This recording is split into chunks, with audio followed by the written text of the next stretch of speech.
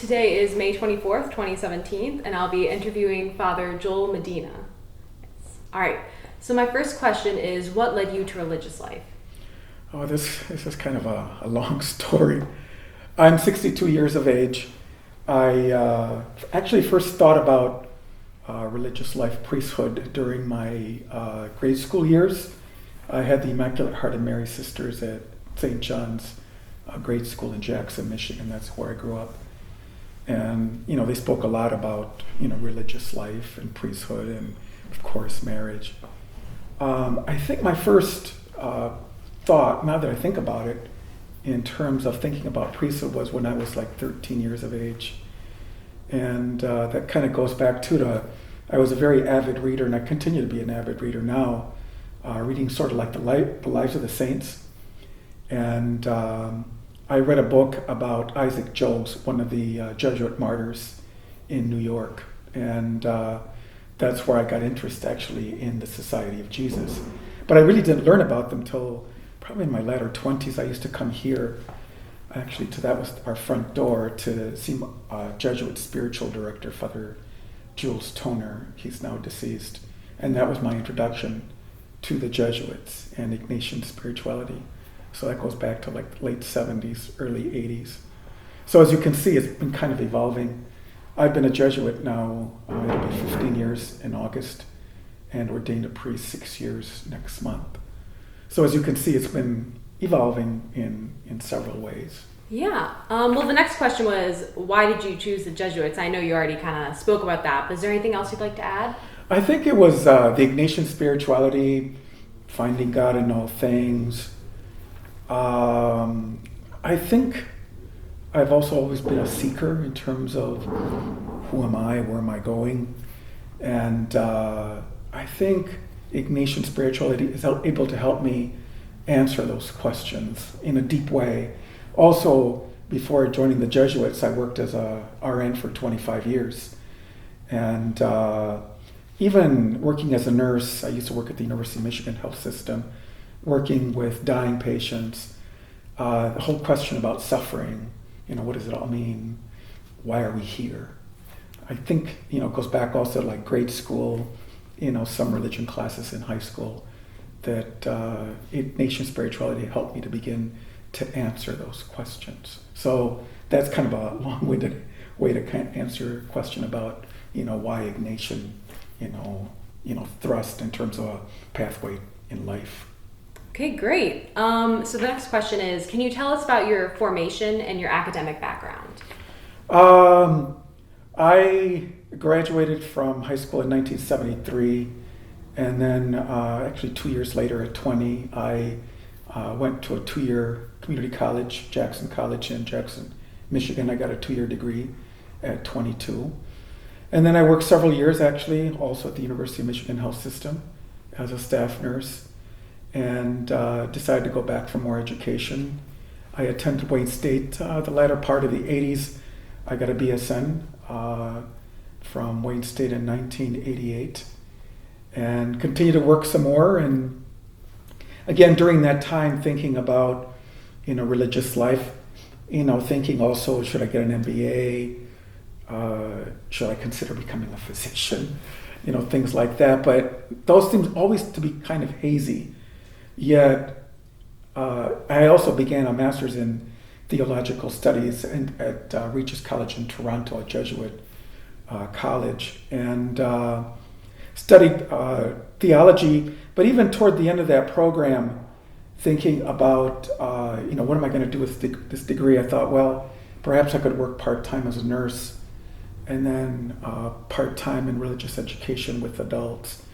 And then I think it was in 2001, thinking again about religious life, but this time a little bit more in depth. And that's how I ended up applying to the Jesuits in 2002 and getting accepted early that year. My formation the first 2 years are novitiate. I did it here in Berkeley, Michigan at Loyola House, which is now closed. And then I did first studies, usually 3 years. I did 2 years of philosophy at Loyola University in Chicago. And then I did 2 years of Regency. Normally it's 3 years because I'm older. I entered at 47.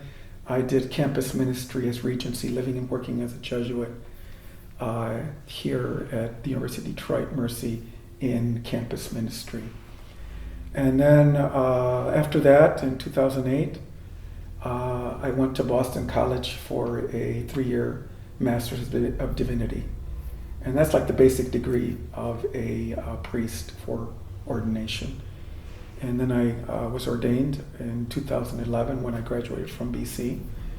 And then I worked 2 years in Chicago, and then it's going to be 4 years this fall that I arrived here, and I'm now working at in the College School of Nursing. So kind of, as you can see, some twists and turns there. Yeah. All right, so what led you to your role at the University of Detroit Mercy? I had worked, like I said, in Chicago. In 2011 to 2012, I worked part-time as an associate pastor at St. Procopius Jesuit parish. I think we left last year and returned to the Archdiocese of Chicago. But I was there for a year part-time, and then my other part-time position was as a part-time chaplain at John H. Stroger Hospital. In the past, that was called Cook County Hospital. We Jesuits served there for about 109 years. We left that ministry, let me think now, it's going to be 5 years now, this summer. So I was there during the time of the transition from the Jesuits being there to the archdiocesan priests taking it over. And then with that ending of the ministry of the Jesuits at the hospital, I moved to a full-time position at Loyola University Health System, which is part of Trinity Health. I worked as a full-time priest chaplain. And that was a tough position to work as a chaplain because of the volume of suffering and death that I was encountering. And even as a nurse, I had never encountered that volume of suffering and death. And after a year, it was taking its toll, physically, psychologically. I spoke with my provincial and decided that it was best for me to leave that very, intense ministry to recharge, because I really wasn't recharging during that time. So I petitioned to have a change in assignment and interviewed here and also St. Mary's Parish in Ann Arbor. And Father Kasicki missioned me to serve here, and I arrived here in the fall of 2013, and I've been here ever since. Just out of curiosity, what does a chaplain at a hospital do exactly? I, as a priest, also celebrated Mass. I listened to patients and perhaps family members' confession. I anointed people, for example, when they're critically ill or perhaps dying.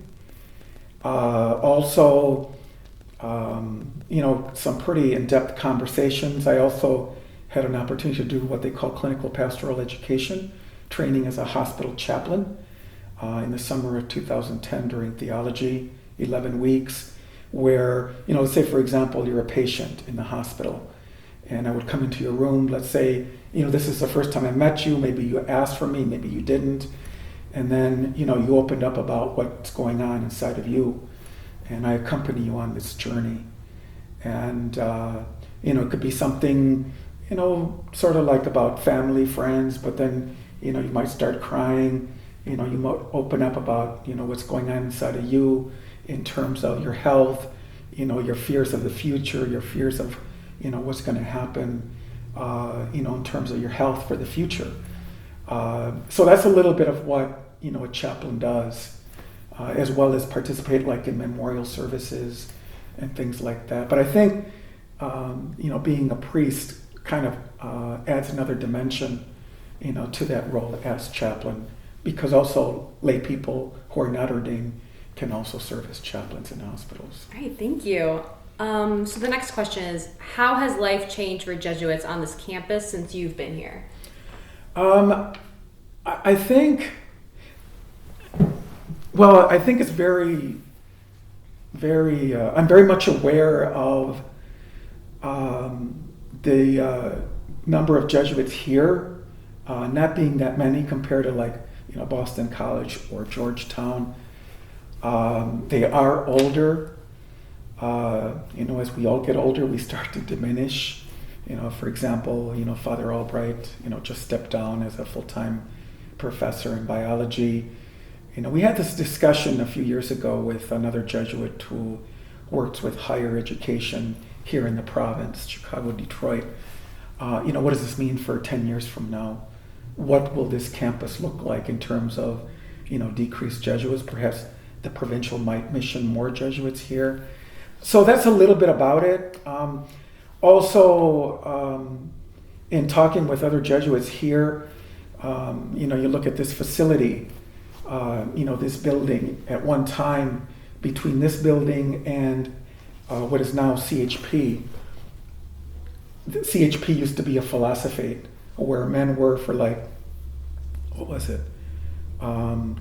3 years formation. That whole building that is well utilized now by CHP was filled with Jesuits in formation, in training. Between both facilities, there were 100 Jesuits. Right now, we have 20 Jesuits here, in this house of Lansing Riley. So, we see that happening in the last, 50 or 60 years, the decrease. But it's not only us, it's also, women religious, diocesan priest. So that's a little bit about, the changes going on, the time that I've been here to, the present time. So we'll see how, things turn out. All right, so the next question is, how has your ministry changed over the years? Well, I would say it's been rich. I remember, working as a nurse. Yes, it was very fulfilling. There were many opportunities. I worked from, dermatology, skin disorders, to, step-down unit, to intensive care unit. My last appointment, full-time position before I left nursing, was as a PICC nurse. That means PICC, P-I-C-C, peripherally inserted central catheter nurse, putting in long catheters from this point to above the level of the heart, and that could stay in place up to a year. Yes, it was very fulfilling, yet at the same time, on my part, there was a desire for more. Thinking of, getting more education, as I mentioned earlier. Nothing really was clear, but now as a Jesuit, being ordained, I've had an opportunity to serve as a chaplain, to serve in a parish. I did some classroom teaching here in Nursing 2100, when I first arrived 4 years ago. I'm a clinical instructor in community health nursing. I'm primarily with accelerated nursing students at St. Aloysius Parish on Washington Boulevard in downtown Detroit. We provide care for the homeless and the elderly in an area undergoing a lot of gentrification, where this population or these populations are being pushed out to who knows what areas here in Detroit. I'm also here while I serve, do a lot of work serving in parishes, English and Spanish masses. I'm getting a lot of requests for Spanish ministry in parishes because there's really a lack of bilingual priests. I am Mexican American, and I'm probably the most fluent I've ever been in Spanish, so that's a great asset. So as you can see, from working as a nurse, I left the University of Michigan 15 years ago. Here it is 15 years later. I feel like, my life has evolved. I find a lot of life in ministry. And I probably would say, as I've mentioned before, that, there was a search going on. And I feel like I found it as a Jesuit, as a priest. So it's been a rich adventure of, many opportunities.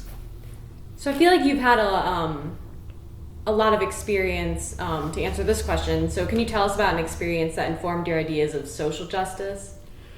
I think two thoughts come to mind.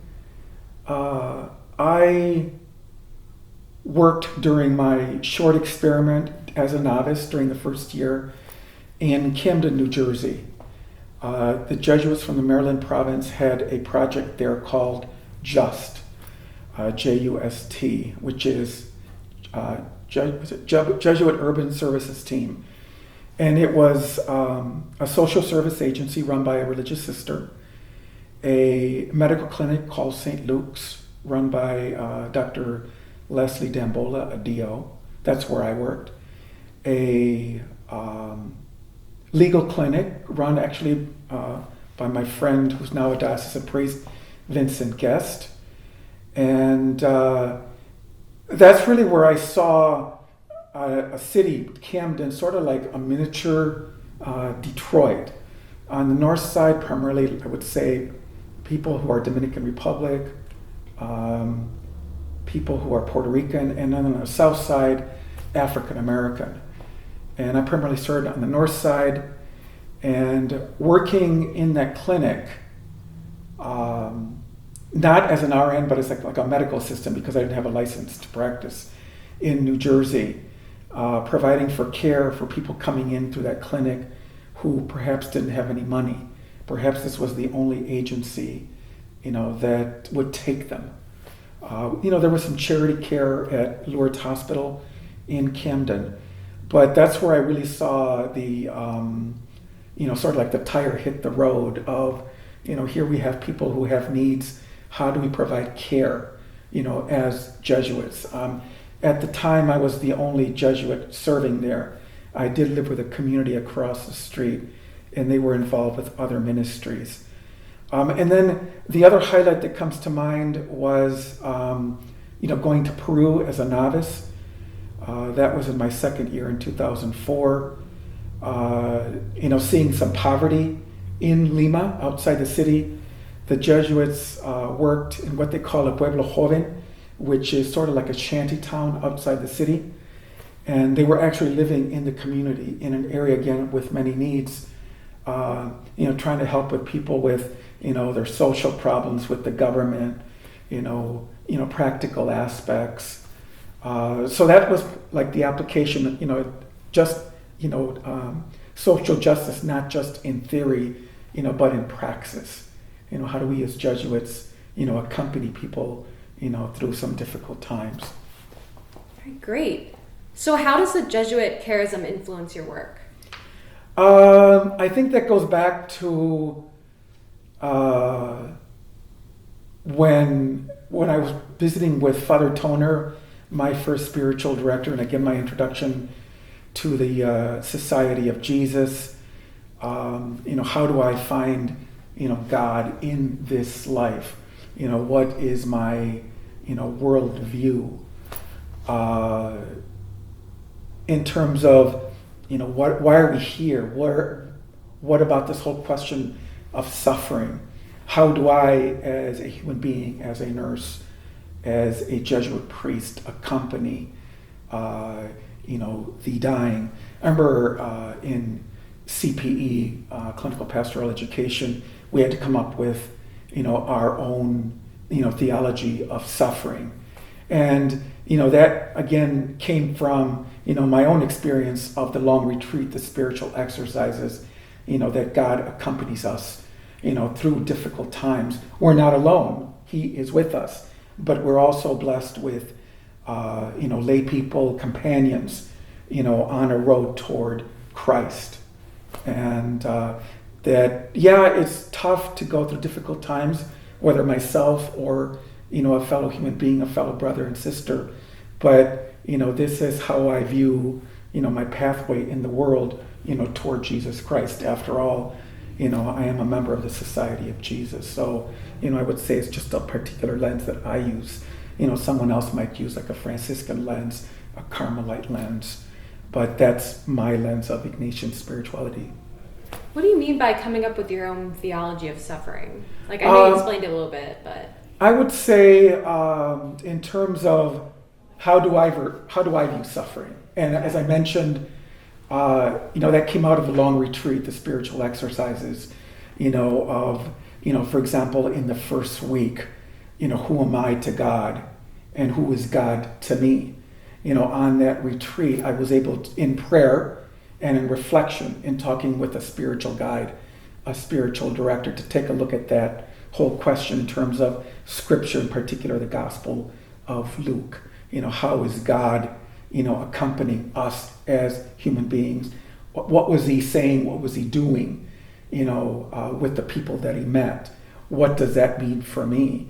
In the spiritual exercises, and I had some pretty powerful experiences of being, with Jesus, talking to me. Yeah, that can seem a little bit far-fetched, but I know what I experienced. And again, I spoke about, being on a pathway with God on the road, of suffering, of the passion, of the cross, for example, on, Good Friday, moving toward Calvary. I was with Jesus, or I could say Jesus was with me. Yes, there's suffering, yet, God is at the end point, accompany us to take us into himself. So I think that's a little bit. No, yeah, thank you. So my last question is, how do you see the order and the church changing in the future? That's a big answer. I feel, I've talked about this probably in the last month with, other Jesuits, other friends. It's a little bit disheartening as a priest to go into a parish anywhere here, in the city, and see the decreased numbers of people coming to Mass. As I mentioned, I'm 62 years of age. This is a very different church than when I was in high school, in college in the 60s and 70s. Yet there's a lot of good people doing a lot of good things. Whether, here at this university, I see a lot of people dedicated to the mission, the Jesuit Mercy mission. Yes, they could be living and working elsewhere, not only here in Detroit, but working in other, universities or living in other towns. Yet there's a goodness about us as human beings. Yes, life can be difficult, and even in CPE, talking to people. Let's say I come into your room to talk, about what's going on. You may have been hurt because of something that happened in your past, especially with the Catholic faith. Maybe your 70s or 80s, you still carry that pain. But yes, that does happen. But I think we're really resilient. Yes, we have the sexual abuse scandal. I actually entered the order in 2002, probably at ground zero, in terms of that whole situation in Boston, which is sort of like rippled throughout the U.S. and other countries now. Yet, the power of the exercises, that there is goodness among us, that God does accompany us, that we have a mission to spread the good news. I'm not the only one. There's also lay colleagues, other priests, other religious, other dedicated, lay people. So that gives me hope of a sense of a deepening of God. I think we need to do our part. I do have some concerns for us as a society in terms of, the technology. We're constantly on our cell phones. I'm just like anybody else, dealing with our addictions, being on the tablet. I see it with children. They don't play much, go outside. They're constantly on, that smartphone, or asking their parents for one to use it. I think this is an opportunity for us, as a church, as Jesuits. How do we meet people where they're at, in their pains, in the digital, addictions and things like that. So it's like a whole new world, that we're entering. I am also entering into that world. The young people here on campus are not the 20-year-olds that I was, almost 40 years ago. So I think it's a new opportunity for us. I think Ignatian spirituality can have a say, in how to touch people's lives, how to move them toward finding God in the world. So I like to think that there is hope, and I'll try to do my work to the best of my ability, wherever that might be. So, Right, great. Is there anything else you'd like to add for the project that we didn't touch on? I can't think of anything right now. All right, thank you so much. Thank you. I wish you well. You too.